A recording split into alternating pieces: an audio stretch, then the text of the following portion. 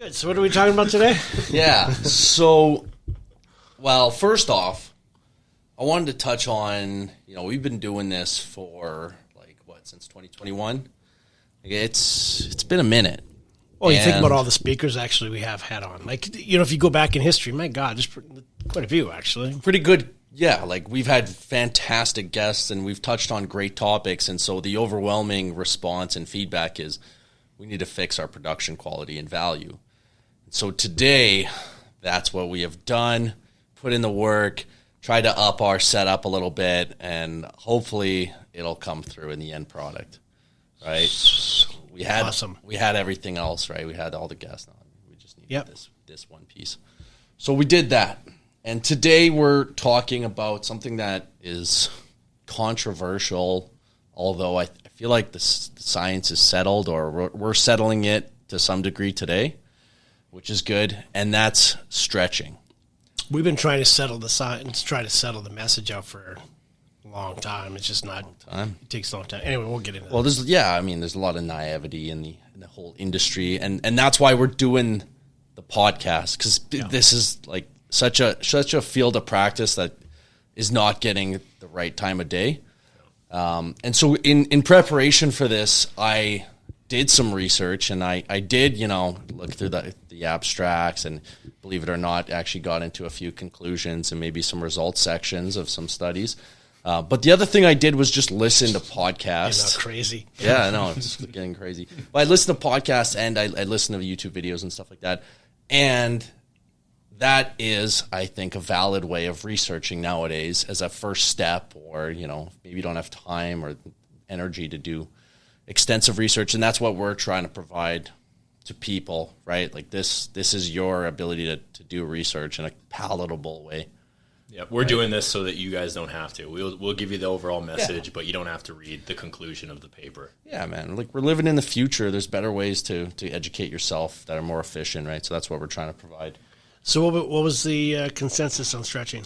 Okay. Or should we divide it up? Should we divide it up into everyday stretching? Should we divide it up into injury rehabilitation stretching? Should we divide it up into exercise or physical activity preparation stretching, warm-up stretching? What are the... Yeah, totally want to get into all that. I think the place to start is the physiology of stretching.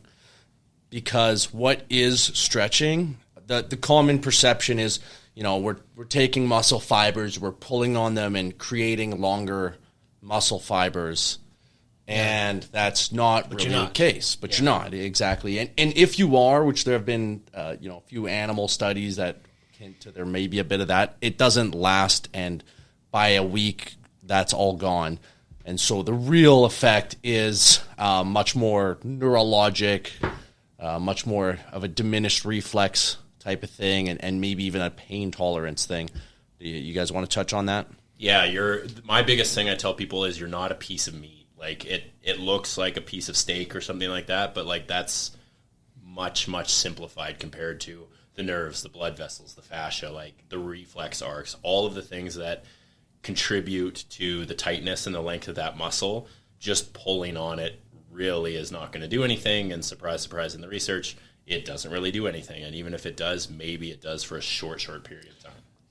Yeah. So when looking through a microscope at the physiology of muscles, you're not creating new muscle fibers, right? No. You're not doing any of that anytime you're trying to affect your body, what you're really trying to affect more than people kind of give it credit for is your nervous system and the amount of tolerance your nervous system is willing to give you, right? I way oversimplify it with patients. I basically say, take some meat, take a hamburger, okay?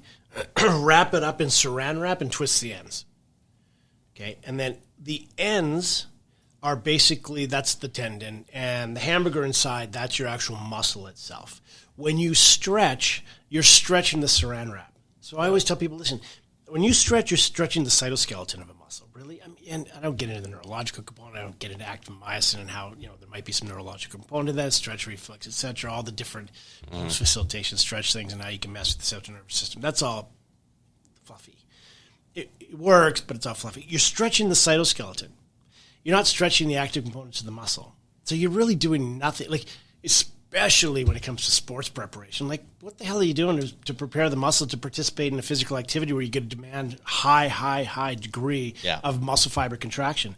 How is stretching a muscle preparing the body to do that? Anyway, sorry, I'm going down a rabbit hole there. But anyways, that's how I explain it, is saran wrap and hamburger. And even then, I mean, you're pulling on the edges of the saran wrap. That's great, but there's all the hamburger on the inside. What if part of the muscle fibers are more of a problem than the other part? Like, you're spreading out the effect over the entire length of the muscle, and chances are there's probably a trigger point or a tendon or something that's actually causing that issue. Yeah. So you're not really affecting the fiber by like really pulling apart those trigger points and whatnot.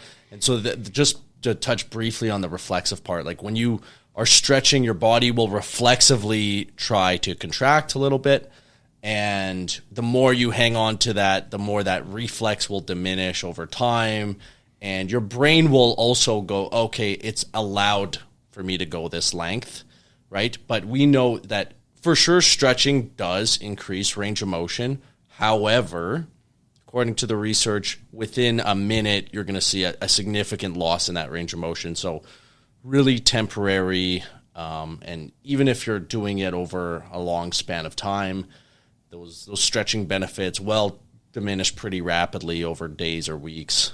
Yep, and they're not solid too. Like, they're not backed by muscle. You know, like you could think of stretching to try to touch your toes and like really pushing it and really forcing it, and it's like, okay, maybe you can force an extra inch or another couple inches.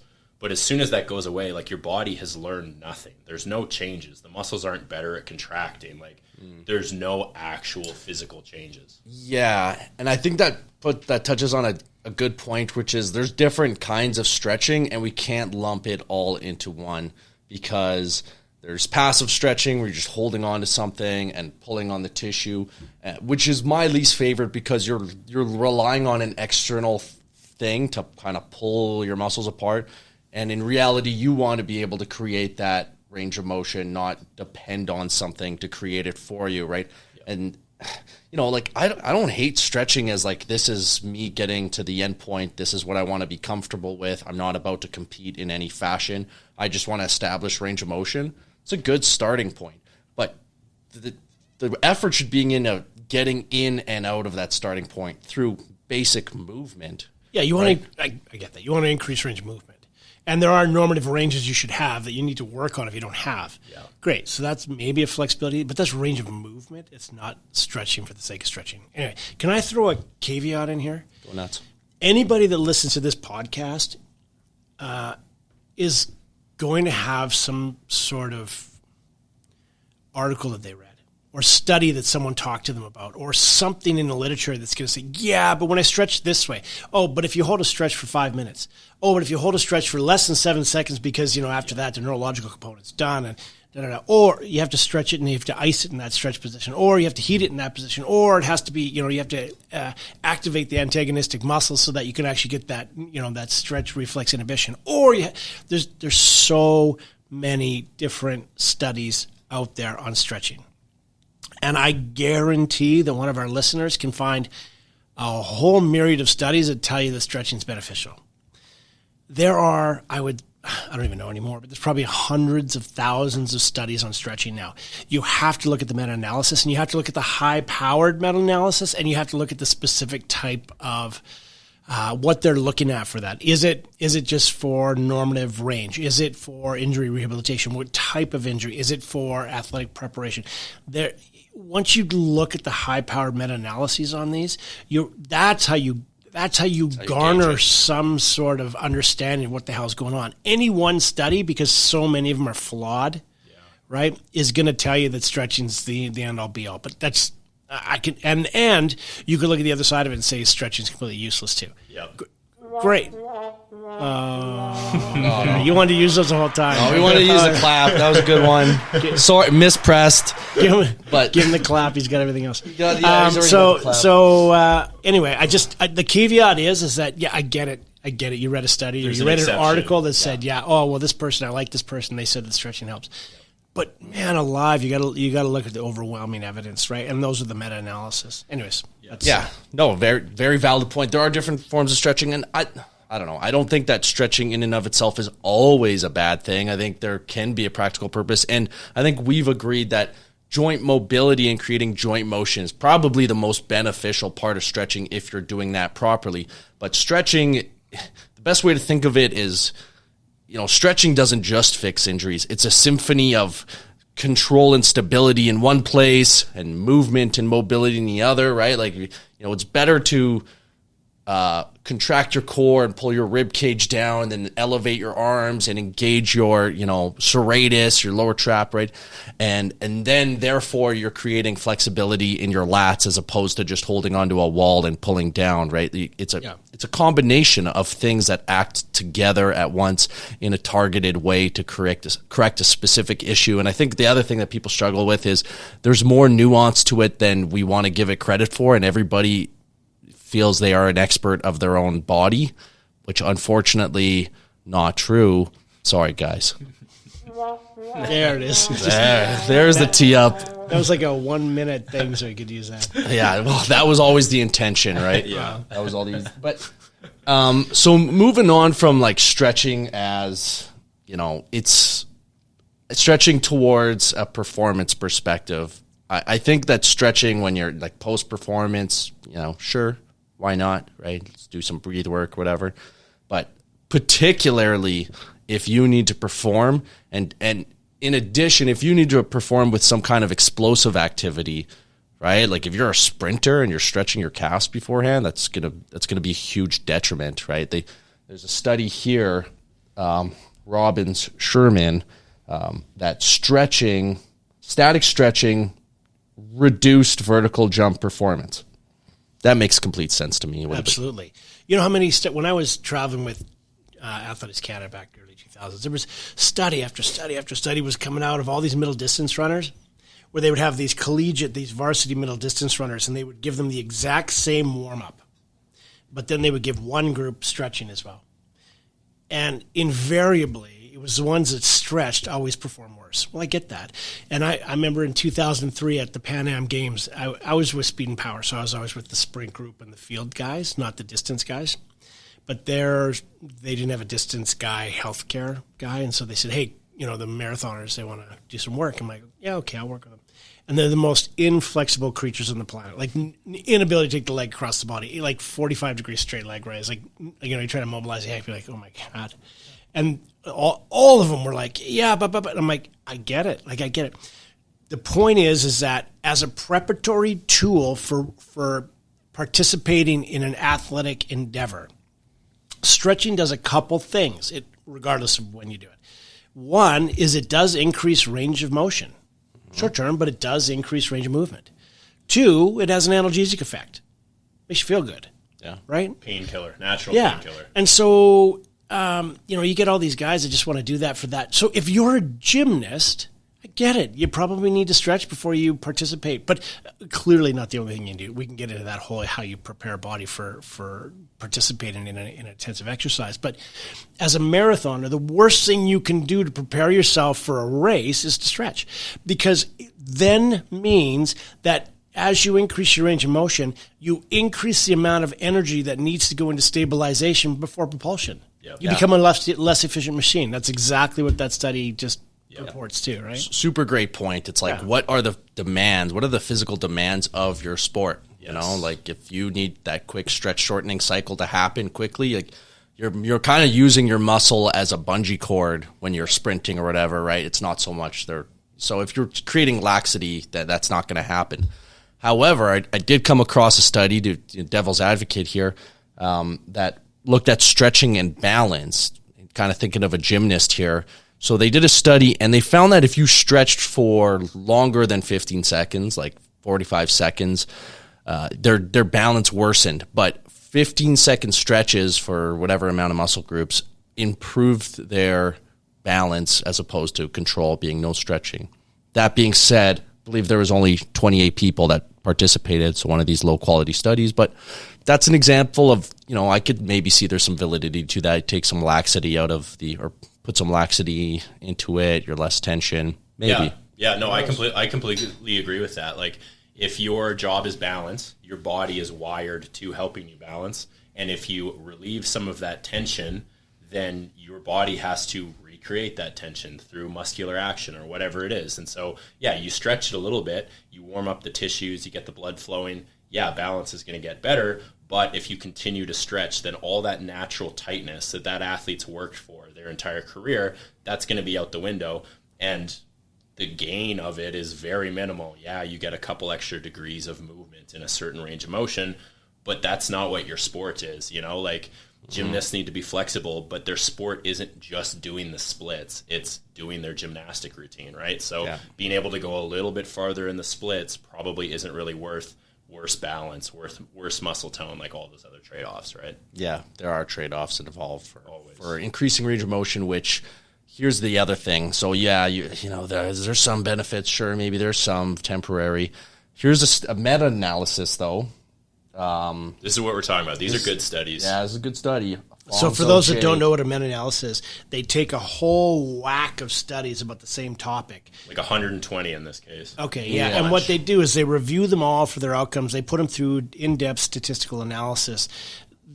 And then they basically come up with a conclusion of these studies as a group. They purport this. This is what's going on as a group. Because there's and they look at all the designs of the studies. They look at the statistical analysis. Yeah. And they look at, overall quality, how much weight they all hold, subject to inclusion or exclusion criteria, what they're trying to say, all that, and so so you get basically people are doing a deep dive into these studies, and then they rate them with respect to the quality of the study, and then they're all piled into a group, and then analysis is done on that to determine the outcome of what's the answer to this question, and then the meta-analyses are then weighed based on how extensive they are, because you have a meta-analysis that includes 5 different crappy studies. Well, then that's a really low-powered meta-analysis, right? Yeah. So, yeah. Anyways, sorry. So it's a pretty good indication of the general direction of the research, right? This meta-analysis from 2021 is suggesting, well, it actually indicates that strength training has the same improvement in range of motion. So further research warranted, but studies were pretty homogeneous. Basically, by strength training, you can establish the same gains in range of motion as stretching, acutely. So why not just strength train, right? As long as you're doing it with proper technique, you're along with doing it, going through the full range of motion with them. Absolutely. Like, why would you not? For sure. And that's where I think stretching could be a starting point. Like, you want to be able to establish the range of motion first, so I can get in and out of that stretch and move. Now let's put let's advance it a little bit, and that doesn't necessarily have to mean just putting weight on it all the time, right? There's different ways you can challenge yourself, right? Isometric, eccentric, balance, whatever. But make it interesting some other way. Advance it. Moving forward, looking at stretching and its effect on performance. So this is real interesting. So does it improve or reduce performance? According to this meta-analysis, and this was the one with the 125 studies, a pretty big one. They looked at all kinds of measures, including vertical jump height, sprint time, bench press, 1 rep max exercises, maximal voluntary contraction. And the results were that static stretching and PNF, marginally but significantly reduced performance. Yeah, reduced. Worse performance. Pretty small effect size, though. Active stretching, like dynamic stretching, which is basically, for people who don't know, dynamic stretching is like basically doing motions. Can I get myself in and out of the stretch without help? It's basically just moving. Marginally increased, like very marginally, but still slightly. Yeah, so the example here would be like a hamstring stretch. A static stretch would be bending over, touching your toes, holding it for 30 seconds, a minute, whatever it is. And then a dynamic version of that stretch would be kind of like that bouncing back and forth, that you're stretching your hamstring through the range of motion, coming back up, stretching it through, going going farther. Yeah. PNF maybe pushing and then relaxing, that kind of idea. Well, PNF was included with the static stretching. That didn't help. And, and I would say that basically you're going through a controlled movement pattern. Yeah. Yeah. Which it doesn't really deserve the title of stretching either. Like, Completely you could be agree. doing a hip hinge, and that would be the smartest way to stretch your hamstrings if you were trying to do that. Yeah, Completely agree. So basically what it was, the controlled movement pattern is actually marginally improved. Yeah. Right. Yeah, get it. Which makes Of sense. course. You're warming up for what you're trying to do. You're getting everything primed. Like, it makes total sense to me compared to cold static stretching. And in fairness, even other than these other meta-analysis that you're presenting here, like we always scour the literature and whatnot. I have never found anything that had any power to it that suggests that we need to change our construct on this concept. It's just stretching is just not an effective way to. If I get it, if you need normative range of motion and you like, but get on with it, get moving. Like, static stretching is just not a thing. Yeah. It's just not a thing. It's not worth it. I know it feels good. So if you want to feel better, great, have at her. But if you're like, I still don't get it. Like, man alive. I almost just see a small application of, like, what does this end range feel like? You know what I mean? Like, how a little bit of body awareness, a little bit of joint mobility involved, but it's definitely not what it's made out to be. And people that keep begging the question are just out. They just haven't considered the other options out there. I would like to beg some coaches out there. In hockey, I still see it on occasion where the coach has the kids come to center ice and they all get down and they're all stretching their damn adductors or groin muscles. Well, we don't want to pull a groin. Oh, my God. Can you please stop doing that? There's no evidence to suggest that stretching your adductor muscles, your groin muscles, reduces the incidence of groin injury. I get that. Like 20, 30 years ago, you used to see groin injury out for season, groin injury out for season. It's not that their groins are tight and they have to stretch their groins. It's because there was no focus on developing and activating and warming up the lateral glute structure, your abductors, your external hip rotators, and stabilizing the hip.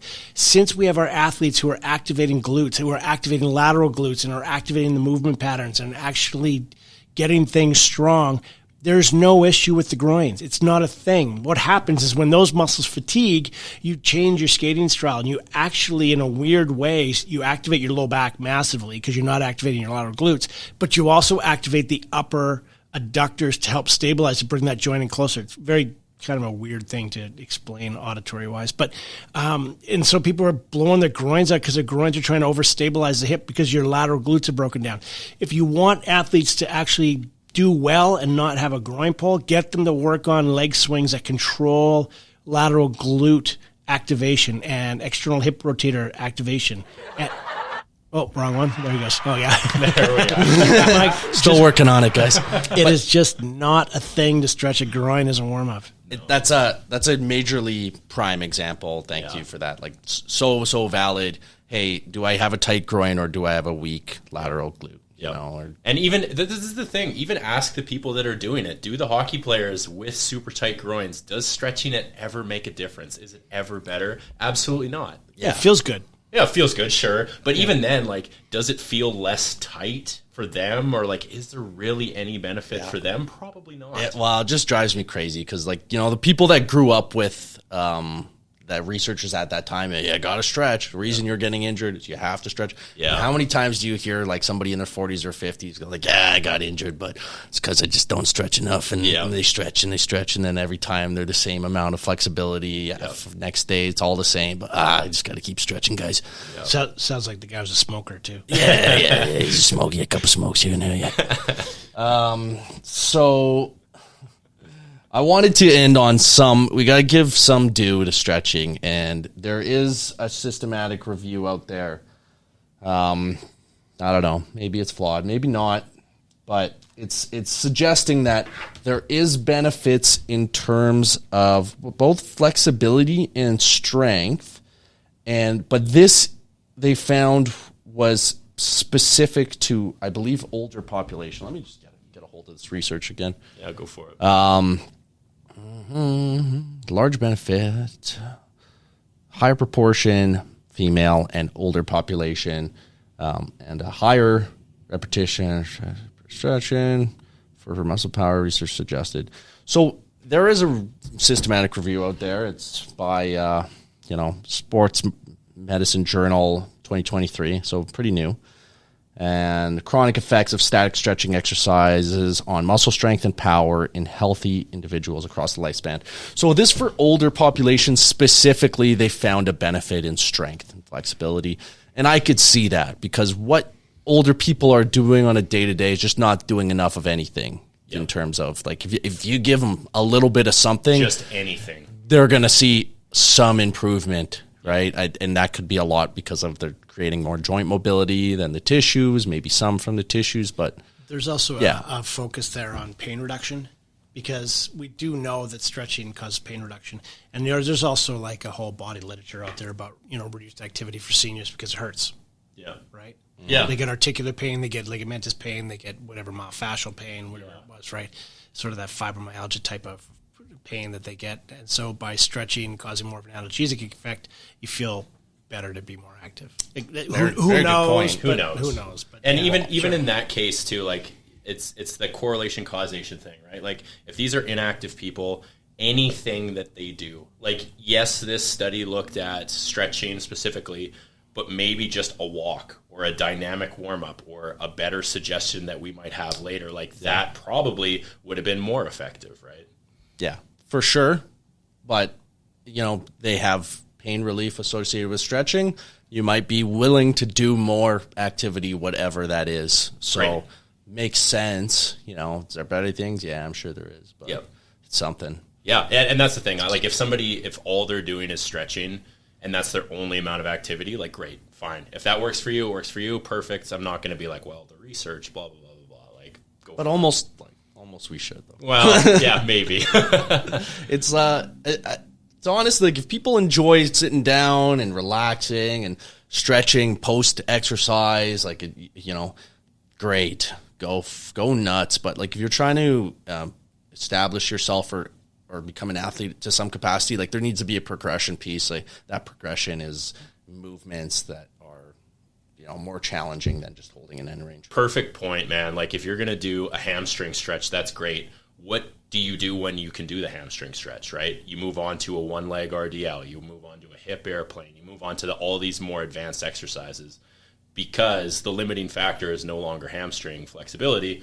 And on top of that, once everything else is stronger, you're going to keep that range anyway, right? It's not going to revert back to what it was. Yeah, that's a strong concept to point out for sure, is that like if your if your hip flexor keeps getting tight, maybe you're just weak in your core or your glutes. Like there's other factors, other competing weaknesses that your body's going to go, I need to have this certain amount of tension in my hip flexor to prevent injury because I'm not getting it elsewhere. Yep. So your body is just going to go back to what it needs to do. And you're like, your body's smart. It's not dumb and like, oh, I need way more tension in my body for no reason. Yeah. And you're just constantly trying to take that tension out. Like, no, it knows better than you do. So you can't just constantly beat your head against the wall. Anything else, boys? That's good. I mean, we covered a lot, right? So, yeah, we did. I mean, it's good. Just take home thing. It's just, you know what? Foam rolling is probably a better way to go, and let's try and warm up. We could do one on warm up. We can do a podcast and warm up. 10 minutes anaerobic. We do sports specific. What that all looks like, and it's not stretching, but that might be a good podcast, a warm up thing. Very good point, because as much as people dog on stretching, how often do people provide valuable information as what is the alternative? Yep. So my thing, take home is like probably like foam rolls way better than stretching, and stretching is just. It's not useful in so many ways, right? Other than it feels good. So if you want to feel good and you want to chill, great. Yeah. Can I do a shout out? Yes, please. PKF and Terrace, Airhand from there. Let us use this office. I think it's a pretty sweet office, man. It's beautiful office. Overlooking downtown, and I was looking at all these buildings out here. I just want to thank them. Great guy and great company. So just want to thank him for letting us use this space. Really appreciate the sponsorship there. And thanks to all of our listeners. Once again, you can find us on every platform. Also doing the Instagram now, move to improve_pod. Appreciate all of the support. And I hope you're, can appreciate that we're actually putting in an effort to be better. We're trying better. Okay. Hope that comes through. Sorry to all of our previous speakers. Yeah, I feel bad for all of the like high-end athletes and intellectuals that came on and are like, oh, you guys have 2 mics and Sounds like garbage, but hey, what not? So thanks anyways. We'll catch you on the next one. Cheers.